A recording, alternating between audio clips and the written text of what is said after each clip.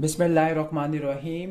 Previous video के अंदर nasal septum and it's diseases के अंदर हमने डेविएटेड नेजल सेप्टम को डीएनएस को कवर कर लिया था और हमने ये कहा था कि जो डीएनएस को ट्रीट करने के लिए हम सेप्टोप्लास्टी और एसएमआर करते हैं, लेकिन अगर आपने उसको सही तरह ठीक तरीके से परफॉर्म ना किया तो उसकी कॉम्प्लिकेशन के अंदर सेप्टल हीमाटोमा है। सेप्टल हीमाटोमा सेप्टल एब्सेस बन जाएगा। सेप्टल एब्सेस को ठीक ना किया गया तो सेप्टल परफोरेशन बन जाएगा। तो इस वीडियो के अंदर सेप्टल हीमाटोमा एब्सेस और परफोरेशन तीनों को कवर करने वाले हैं। तो अभी ये जो फ्लो चार्ट नजर आ रहा है आपको, तो ये सेप्टल हीमाटोमा का बना हुआ है, ठीक है। और हीमाटोमा एब्सेस बनाएगा और उसको ठीक ना किया तो परफोरेशन बन जाएगी। तो ओके, तो इसी वीडियो के अंदर हम हीमाटोमा एब्सेस परफोरेशन तीनों को कवर करने वाले हैं। तो स्टार्ट करते हैं सेप्टल हीमाटोमा। तो haematoma mean collection of the blood in the circumscribed space. अब यहाँ पे जो स्पेस होती है वो पेरिकॉन्ड्रियल और पेरिओस्ट्रियम होती है, यानी आप अंडर द पेरिकॉन्ड्रियम और पेरिओस्ट्रियम, क्योंकि आपको पता है कि नेजल कैविटी के अंदर सबसे पहले म्यूकोजा होता है, फिर इसके बाद सब म्यूकोजा और फिर इसके बाद क्या होता है, सिंपल कोई मसल लेयर तो होती नहीं है, बोन या कार्टिलेज आ जाएगा। कार्टिलेज या बोन की आउटर कवरिंग को पेरिकॉन्ड्रियम या पेरिओस्ट्रियम कहते हैं।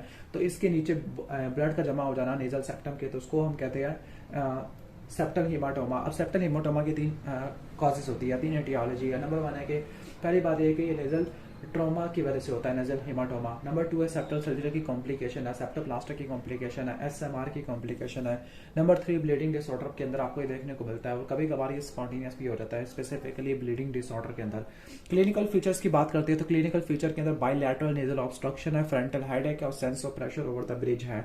आपको बताता जाओ कि सेप्टल हीमाटोमा की ही कॉम्प्लिकेशन सेप्टल एब्सेस है, तो आपको कुछ चीजें सेप्टल हीमाटोमा और एब्सेस में कॉमन मिलेगी, like bilateral nasal obstruction, bilateral swelling. जब इंस्पेक्शन करोगे तो आपको स्मूथ राउंडेड स्वेलिंग देखने को मिलेगी, किसकी, नेजल सेप्टम की, इन बोथ नेजल चैम्बर। और तीसरा sense of pressure over the nasal bridge है, ठीक है। पाल्पेशन करोगे तो सॉफ्ट और फ्लक्चुएंट होगा। ये चीजें आपको हीमाटोमा और एब्सेस दोनों में देखने को मिलती है। लेकिन एब्सेस के अंदर दो चीजें होगी जो कि हीमाटोमा में नहीं होगी। पहला कि नेजल ब्रिज के ऊपर टेंडरनेस और नंबर 2 टेम्परेचर, फीवर होगा। फीवर और टेंडरनेस ये आपको बता देगी कि हीमाटोमा से कहानी एब्सेस की तरफ चली गई है। ओके, तो क्लिनिकल फीचर्स आपको मैंने बता दिया है।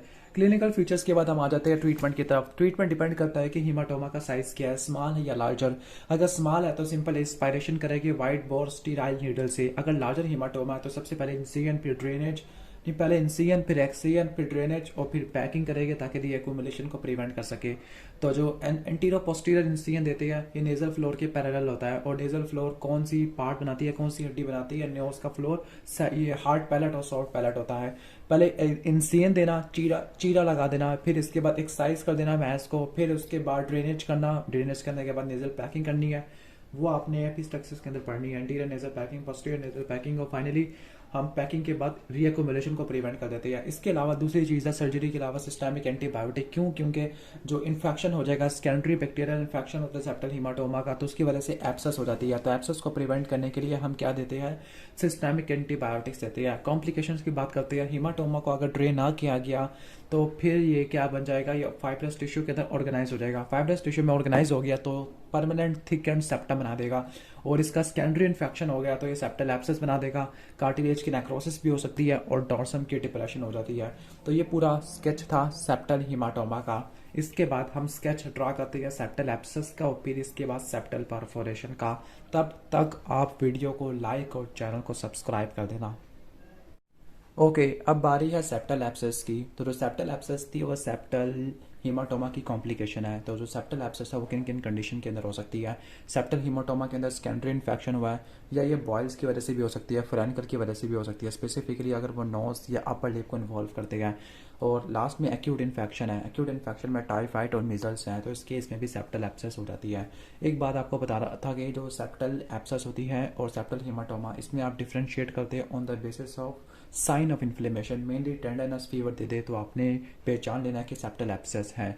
यानी अगर हम क्लिनिकल फीचर की बात करते हैं, कुछ क्लिनिकल फीचर आपको सेप्टल हीमाटोमा से सिमिलर देखने को मिलेंगे, like bilateral nasal obstruction, frontal headache, जो दोनों में कॉमन है। लेकिन जो इन्फ्लेमेशन के साइन और सिम्टम होते हैं वो आपको हीमाटोमा में नहीं बल्कि एब्सेस में देखने को मिलते हैं, लाइक फीवर विद चिल्स हो, स्किन ओवर द नोज की रेडनेस है, स्वालन है, पेन है, tenderness over the bridge of nose. यानी इन्फ्लेमेशन के 4 साइन होते हैं, रेडनेस, स्वेलिंग, वैसे 5वां फंक्शुलेजिया होता है, रेडनेस, टेम्परेचर ज़्यादा हो जाता है, ओके, स्वेलिंग होती है, एडिमा होता है और पेन टेंडरनेस होता है। तो ये आपको क्लासिकल साइन ऑफ इन्फ्लेमेशन ये एब्सेस में देखने को मिलती है। एग्जामिनेशन करने पर आपको ये नज़र आता है कि स्मूथ बायलैटरल स्वेलिंग है नेजल सेप्टम की दोनों साइडों के ऊपर, और ये कॉमन चीज़ थी सेप्टल हीमाटोमा के अंदर भी थी, फ्लक्चुएशन हीमाटोमा में भी थी।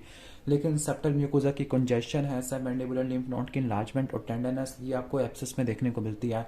अगर ट्रीटमेंट की बात करते हैं तो ट्रीटमेंट के लिए किसी भी टाइप की एब्सेस हो, चाहे वो रिट्रोफेरेंजियल एब्सेस हो, पेरिटोन्सिलर एब्सेस हो, तो उसके लिए एनसीएन और ड्रेनेज है। आईडी को याद रख लेना है। तो पहले एनसीएन देंगे dependent part of the abscess में, फिर इसके बाद आपने क्या करना है कि एक्सीएन करनी है सेप्टल म्यूकोजा की, ताकि ड्रेनेज करना आसान हो जाए। फिर आपने पस को, नेक्रोटिक पीसेस ऑफ कार्टिलेज को सक्शन के जरिए, ड्रेनेज के जरिए निकाल देना है। जो एनसीएन है इसको आपने 2 से लेकर 3 दिन तक खुला रखना है, ताकि किसी भी पस को या किसी भी नेक्रोटिक पीस को आप निकाल सके। फिर आपने सिस्टमिक एंटीबायोटिक्स देनी है, 10 दिन तक देनी है, डायग्नोसिस होने से लेकर 10 दिन तक।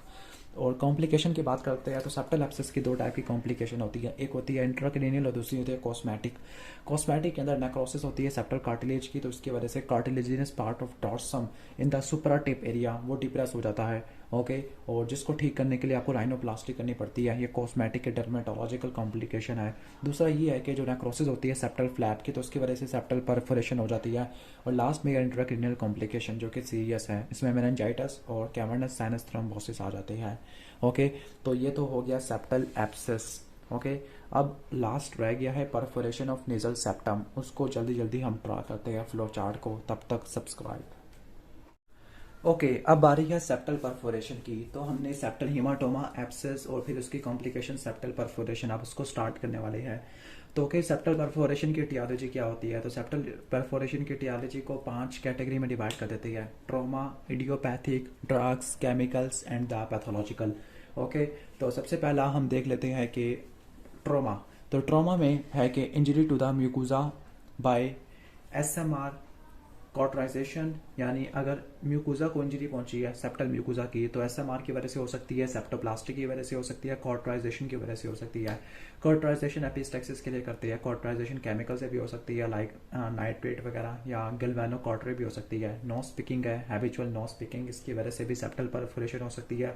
या ऑर्नामेंट वेयरिंग है, ओके, जो कि नोज में पहने जाती है, तो इसकी वजह से तो ट्रॉमा में आ जाएगा। जबकि इडियोपैथिक में जिसकी हमें हिस्ट्री या कॉज नहीं पता होता, ड्रग्स के अंदर स्टीरॉइड्स है, प्रोलॉन्ग यूज ऑफ स्टीरॉइड्स है, या कोकीन एडिक्शन है, कभी भी एक बार इस्तेमाल करने से नहीं होगा, बल्कि बार बार इस्तेमाल करने की वजह से होगा। जबकि कुछ केमिकल्स है, लाइक ऑक्यूपेशनल जो केमिकल्स होते हैं, फॉर एग्जांपल क्रोमियम प्लेटिंग है, डाइक्रोमेट है, सोडियम एश आर्सेनिक है, इसका लॉन्ग टर्म एक्सपोजर की वजह से भी हो सकता है।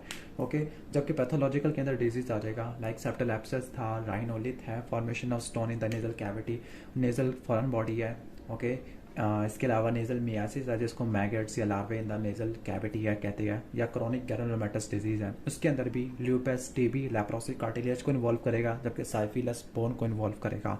जबकि लास्ट में वैगनर ग्रेनुलोमा है। क्लिनिकल फीचर की बात करते हैं तो डिपेंडिंग अपॉन उसका साइज क्या है, स्मॉल होती है तो small perforation whistling sound create करती है इंस्पायरेशन में और एक्सपायरेशन में। अगर वो बड़ी हो तो वो क्रस्ट प्रोड्यूस करेगी, अगर क्रस्ट को रिमूव कर दे तो वो नोज को, क्रस्ट अगर हो तो वो नोज को ऑब्स्ट्रक्ट करेगी, अगर उसको रिमूव कर दो तो वो एपिस्टेक्सिस करवा देती है। ट्रीटमेंट की तरफ आते हैं तो ट्रीटमेंट के अंदर सबसे पहले आपने ढूंढना है कि उसका कॉज क्या है। कॉज को ढूंढने के लिए आप बायोप्सी करते हैं, या तो उस परफोरेशन के एजेस से आप टिश्यू लोगे या ग्रैनुलेशन टिश्यू लोगे।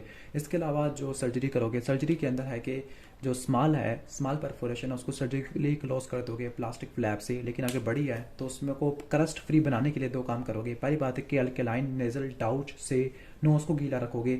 दूसरा ये है कि आपने ऑइंटमेंट प्रोवाइड करना है जिसकी वजह से क्रस्ट नहीं होगी। अगर क्रस्ट नहीं बनेगी तो ऑब्स्ट्रक्शन और एपिस्टेक्सिस होने के चांसेस कम होंगे।